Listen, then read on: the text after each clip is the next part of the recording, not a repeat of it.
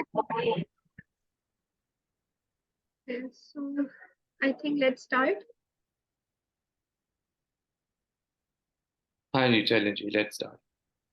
Okay जी, अस्सलाम वालेकुम। मैं आज आपकी होस्ट हूँ। डॉक्टर यरीबा असलम मेरा नाम है। और आज मैं एक बहुत अहम टॉपिक के ऊपर गुफ्तगू करने आई हूँ यहाँ पे।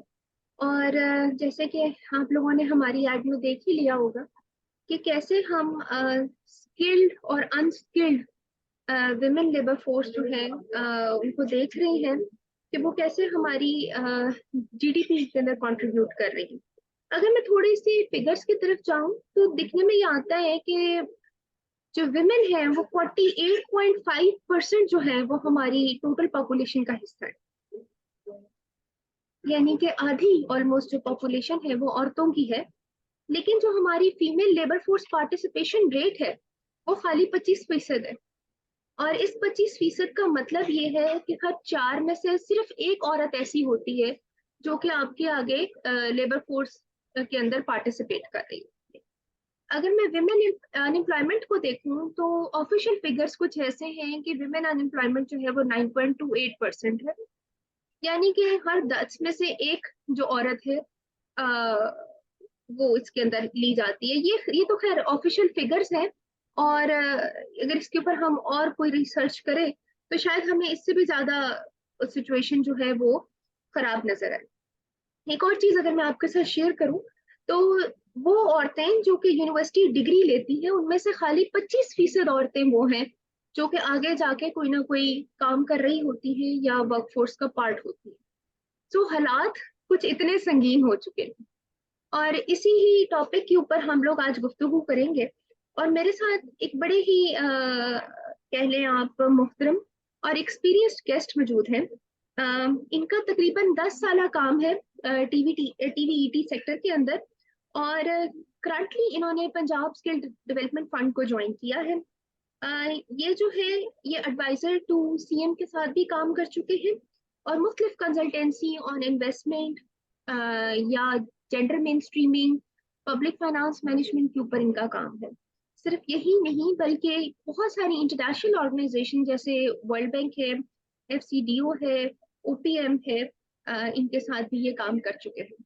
कुछ फंडेड रिसर्च प्रोजेक्ट्स हैं यूनिसेफ यूएनडीपी के जो कि जिसके ऊपर ये इन्वॉल्व रहे हैं और बड़ा इनका एक्टिव रोल भी रहा है।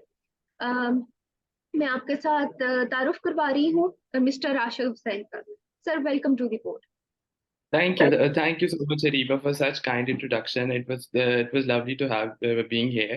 So first of all, I would like to thank the platform of University of Lahore for giving me this opportunity to talk about it on a very important issue that we are facing here. And then very much thank you to you as well for managing and arranging this session on a kind of awareness session, I would say, on things like on a very important issue that we are facing. So you have very rightly said the women participation is very low in and it's very right that you have said that the official figures are very much different to the ground realities that we are facing here.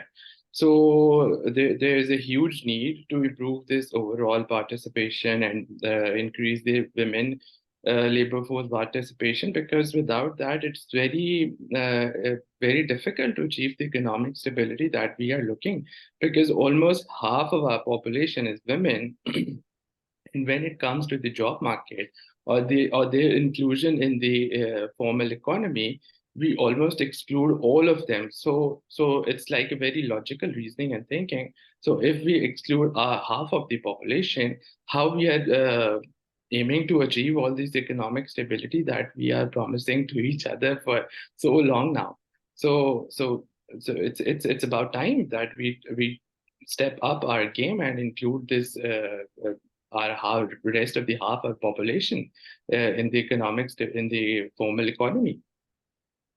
That is very true, and it is indeed a pleasure, Sir Rashid, to have you with us today. So let's just jump right into it. जो concept है gender main streaming का, उसने बहुत ज्यादा significant importance जो है वो ली है।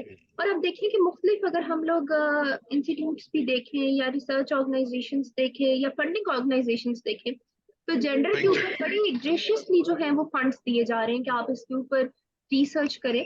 पर्टिकुलरली डेवलपिंग कंट्रीज जैसे पाकिस्तान है या इंडिया है, या फिर हमारे ये बांग्लादेश वगैरह है, इनको ज्यादा इनके ऊपर फोकस है कि जेंडर के ऊपर काम करें, खासतौर पे विमेन एम्पावरमेंट के ऊपर काम करें।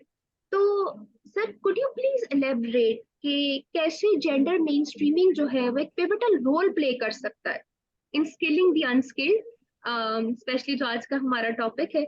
और उसके बाद फिर थोड़ा सा इसको भी एलेबरेट कीजिएगा कि टीवीईटी सेक्टर जो है वो इसमें क्या रोल प्ले कर सकता है। You have very rightly pointed this fact that gender mainstreaming is being a hot topic in developing countries recently. And I believe if we merge this concept with our TVET sector, then it will reap very huge benefits out of it. So let's talk about TVET sector first. So when we talk about TVET, we actually mean that technical vocational educational training sector here. So, as you have seen, that Pakistan has experienced one of the biggest migration of skilled workers in the recent past. So, what we are left with a lot of majority of unskilled workers. So, I believe timings could not be more right to indulge in promoting the TVET sector with being women in them.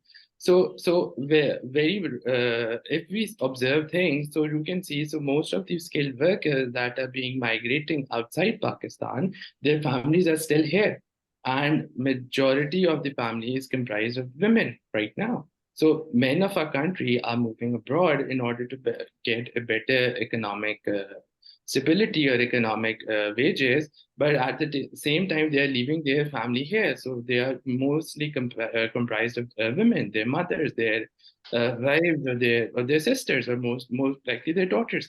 So overall, so what we have right now is a relatively greater proportion of women in our country compared to the women, and in that at that point of view, if we involve all these unskilled workers into the TVET sector, so that would prove a huge leap towards achieving all those things that we came to achieve. That is economic stability, that is to improve our exports, that is to uh, improve our currencies, prevent our currency to devalue even further. Because that is how things will happen when we start exporting these products, and we will earn the much needed dollar. But how we are going to export the exports, increase our exports, and that is through increasing our production, and that production is heavily dependent on the amount of workers or the skilled workers that we have here in Pakistan or in Punjab overall. So from that point of view, incorporating women in TVET sector could be the fastest possible way to achieve the economic stability that we want to achieve right now. So that is my point of view in this regard. I think that's a very comprehensive explanation, Rashid साहब, and it is a fact। बल्कि थोड़ा सा अगर मैं इसको lighter tone में लेके जाऊं तो एक वो मैं पढ़ रही थी, काइंड ऑफ अ पोस्ट थी, और उसमें ये था क्योंकि 14 अगस्त आ रही थी, अगर 14 अगस्त को वीजे खोल दिए जाएं तो शायद 1947 से ज्यादा जो है वो लोग पाकिस्तान छोड़ के बाहर के मुल्कों के अंदर चले जाएं। सो That's very true. And you know, ये तो उन्होंने एक थोड़ा सा लाइटर टोन के ऊपर बात की है, लेकिन ये चीज सोचने के लिए बड़ी अहम है कि क्यों आखिर इस कदर जो है वो हमारी लेबर फोर्स जो है वो बाहर को माइग्रेट कर रही है, और ब्रेन ड्रेन एक बड़ा इंपॉर्टेंट इशू बना हुआ है। स्पेशली अगर हम विमेन की बात करें, सो अगेन जो आपने बातें की हैं वो बहुत सही हैं। तो सर ये तो थोड़ी सी बातें हो गई, जो कि थोड़ी थोराटिकल काइंड ऑफ बातें थी। What I am going to ask you now is कि can you share some practical examples, practical examples of how gender mainstreaming can be implemented, particularly in the context of TVET sector या skill development programs related. Okay. I would like to share a very brief experience that I have gone through recently. So while being in PSDF, I was working with various associations, export-led sectors, and in order to gauge their demand for the skilled workers. So during that time, I get to meet approximately 7 export-led associations, and during that time, I was able to experience some eye-opening facts there. So what I have seen, that almost all of the export sector, women are only limited with packaging, which is a very it's not a transferable skill in general.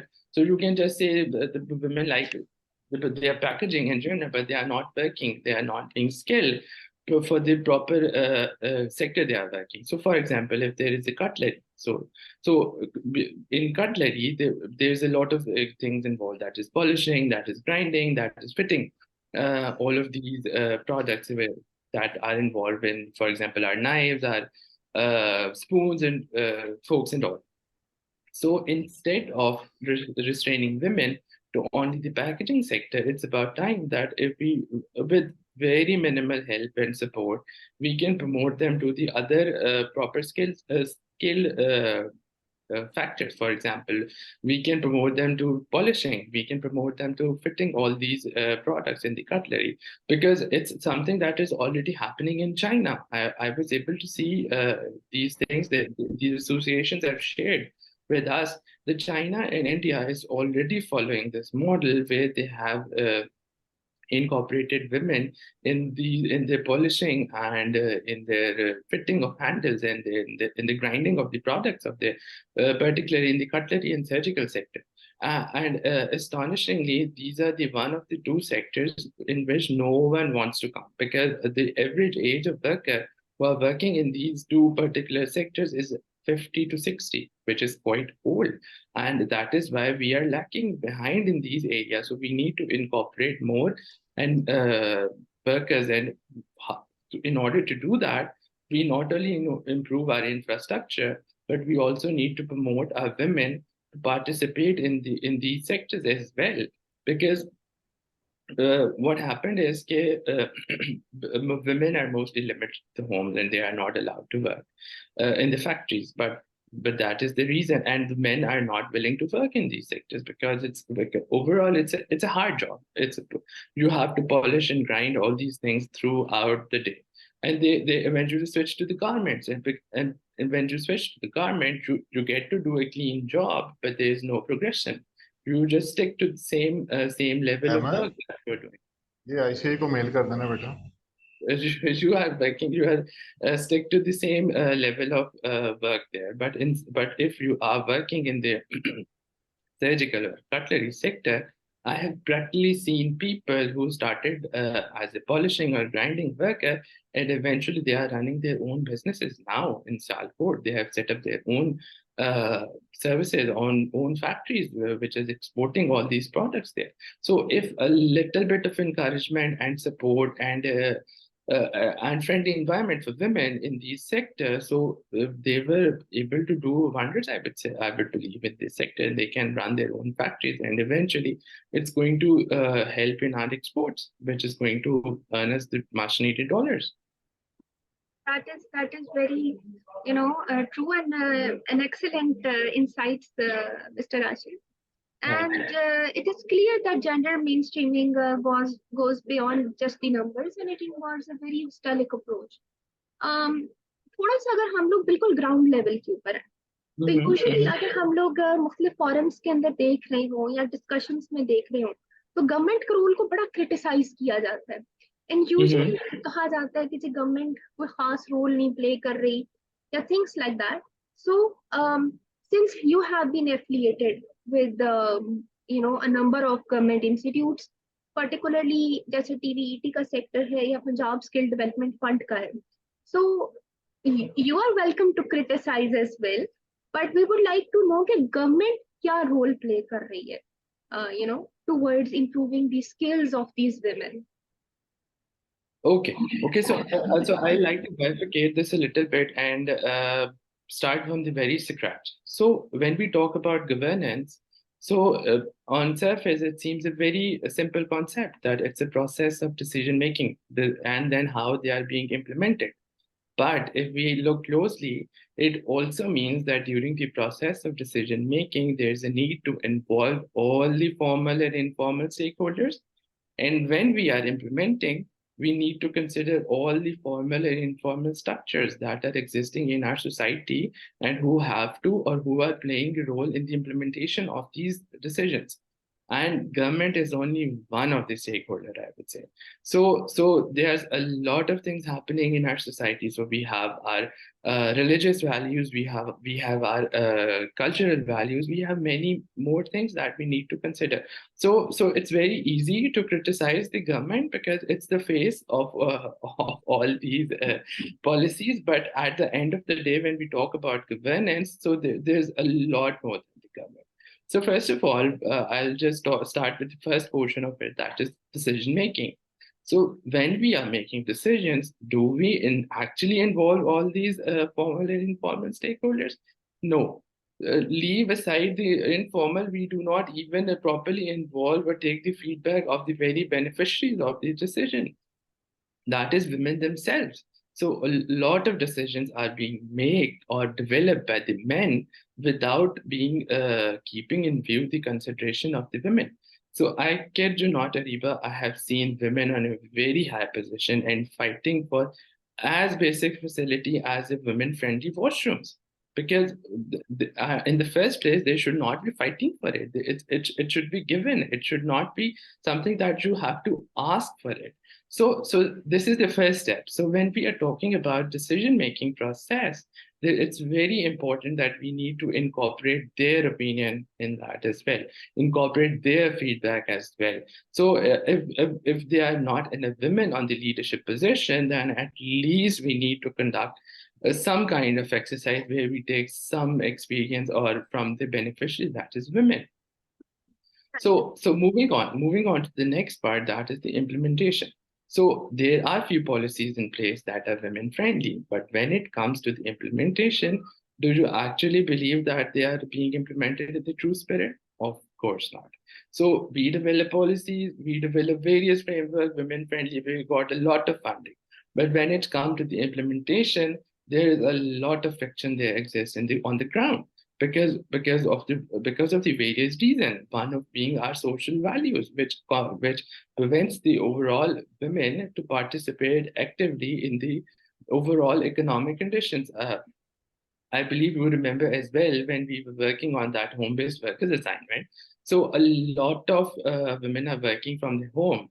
They are part of the informal economy, and you can see that how much difficulties they have to face from the middlemen, from the various other family members. That there's a lot of hurdle in the way to do things which they are there for them in the first place, instead of they have to fight for it.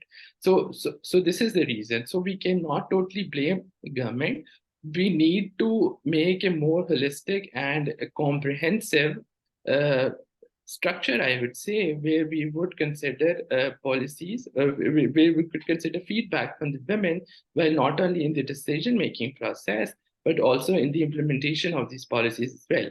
So in my opinion, that can only happen when we develop the partnerships between both of the gender. Women can only work so far. So we need to have men on board as well. It's to develop a more holistic and comprehensive and gender mainstream overall structure. So when we talk about gender mainstreaming, what we actually mean by that is having a gender equality at all the levels of policies, structures, projects, and programs that we are having. So it's about time that we know, as you have also seen, that when we have any gender-related positions, we only have women, because we would believe that women would be a better advocate of these policies. But at the end of the day, there's need to hire men on these places as well, who can actually or willing to work for the promotion of gender mainstreaming. because it can only happen when men signaling other men that it's cool to empower women, that it's cool to give them their due right. It's cool to consider them as equal as you are, as you're equal. So in my opinion, that is the way forward to incorporate for the gender mainstreaming. Both the genders have to play the equal amount of role for its promotion and for its actually to work out. So we can make a lot of policies, women-friendly policies, but they don't get actually implemented because we are not considering the other informal structures or formal structures even that are there for their implementation. I think that is very true. बल्कि मैं तो ये कहती हूँ कि जैसे एक बात है ना कि हर कामयाब मर्द के पीछे एक औरत होती है, इसी तरह हर एक कामयाब औरत के पीछे भी पूरा का पूरा एक सपोर्ट सिस्टम होता है जिसमें उसका That is very true. Exactly Very उसके true. Brother, Totally agree. उसके हस्बैंड, उसके फादर, उसके इवन देयर सन, एवरीबॉडी अगर उसे सपोर्ट करेंगे, only then a woman can work. A woman can Yeah, become skilled enough to work and earn for herself. So that is very very true. अच्छा राशिद, हम लोगों ने कुछ research projects भी इकट्ठे किए हैं, और बड़ा इंटरेस्टिंग उनके फील्ड सर्विस में भी हम रहे हैं और बड़े अच्छे हमारे एक्सपीरियंसेस रहे हैं। कभी कोई ऐसा एक्सपीरियंस विमेन से रिलेटेड या किसी रिसर्च प्रोजेक्ट में कोई ऐसा क्वेश्चन जो कि something that that that just touched your heart के ये मसला था, ये चीज थी, या समथिंग रियल लाइफ जिसने you have felt while working on women development, women empowerment? जिस तरह के एक स्टडी थी ना हमारी होम बेस्ड वर्कर्स की, जो थी और हम लोग मुख्तलिफ औरतों से मिले थे, सो समथिंग लाइक दैट जो आपने ड्यूरिंग योर रिसर्च प्रोजेक्ट्स कोई आपका एक्सपीरियंस ऐसा जो आप शेयर करना चाहें on So I would say I would like to quote this very experience of home-based workers because as you have mentioned it, so that is the time that we were working very on the ground level with these workers. So the thing that made me sad was they are part of the informal economy and they are working more than the regular employees who are working in the formal sector, and yet they get so less paid. So if something, so they are being in thousands and their work is being sold in the big cities in the like millions, we would say. So that is one thing that made me really sad, and I wanted to work towards improving their situation as well. So when we talk about home-based worker, at that time we are only focusing on the garment sector or that time, but I also get to experience the similar situation in the corporate sector as well. So there's a lot of informal economy existing in the corporate sector and in these suburbs of major cities, and they are part of the informal economy, and they are not given their due right, their due I would say recognition, because I recently get to know that a corporate worker, has to face 17 different kinds of illness. So just because working on that particular sector. So that is a very sad thing. So this is the one thing that I want to work in the future as well, in order to improve, to bring these informal workers, women workers who are working in the informal economy, bring them towards towards the formal economy, so that it would also eliminate the role of the middleman. So at least they will get the due share, their due recognition of their work, because they are doing a lot of work. So you can also see that in Androon Sin, there's a lot of work is being done with the women by hand. So by hand, and they were being paid very minimal amount, so very minimal. and some were not even being paid, बल्कि कुछ औरतें ऐसी थी जो कि सिर्फ इसलिए काम करती थी कि उन्हें इन द एंड रोटी मिल जाए, that's it. That's it. And और वो इतना वो टफ काम था, यानी कि मेकिंग बास्केट्स या वो जो चावलों के ऊपर का छिलका है वो उतारना और सारा दिन उसको उतार के baskets banana, and in the end what were they getting? Just food. Just food, and their products are being sold or even exported in dollars, and they were heavily exploited. So this is one thing that made me sad, that they are working very hard and for the thing which, and they do not have any idea about, and they lack awareness how much money they can get. So in order to earn a decent living for themselves. So I believe everyone has the right to have a decent work and decent wage so that they can work towards improving their economic situation of their overall family support. So this is the one thing that I want to work in future as well. So bringing the power, formalizing this informal economy. Right. So actually we are running short of time. This session was only of 30 minutes. And surely इसके कुछ series हम लोग आगे भी चलाएंगे, in which we are going to discuss more about our experiences and the experiences that we got like while working on different research projects, and even जो हम लोगों ने real life चीजें face की हैं while working on gender economics and things like that. But right now we have to conclude here. Thank you so much all of you for joining us. और मैं तहे दिल से आप सबकी शुक्रगुजार हूँ कि आप लोग आज के सेशन का पार्ट रहे. Thank you, Mr. Rashid, for joining us and sharing your Thank you so much, Rita, for having me. experiences with us. So that's all for today's discussion. And stay tuned to the upcoming webinars from the University of Lahore, the Economics Department platform. And this is Dr. Ariba signing off. Allah Hafiz. Allah Hafiz ji, thank you so much.